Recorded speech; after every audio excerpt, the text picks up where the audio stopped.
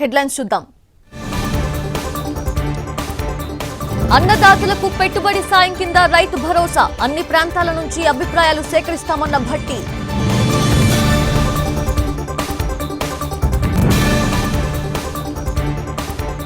ఆర్ఆర్ఆర్ భూ సేకరణలో మానవీయ కోణంతో వ్యవహరించాలి, రైతులతో కలెక్టర్లు నేరుగా మాట్లాడాలన్న సీఎం రేవంత్.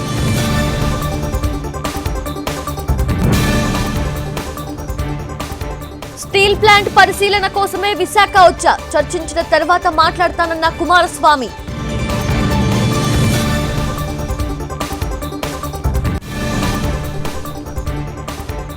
కొత్త డీజీపీగా జితేందర్ బాధ్యతలు, తెలంగాణలో 15 మంది ఐపీఎస్ల బదిలీలు.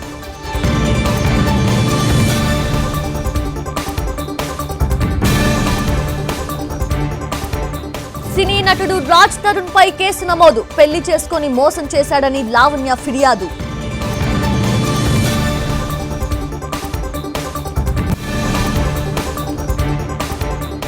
యూట్యూబర్ ప్రణీత్ హనుమంతు అరెస్ట్, బెంగళూరులో అదుపులోకి తీసుకున్న పోలీసులు.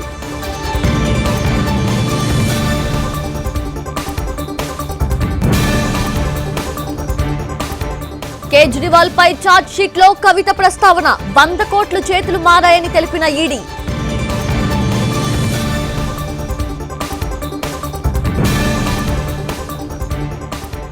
ముంబై హిట్ అండ్ రన్ కేసులో మిహిర్ కి కస్టడీ, బార్ షాప్ ని కూల్చివేసిన అధికారులు.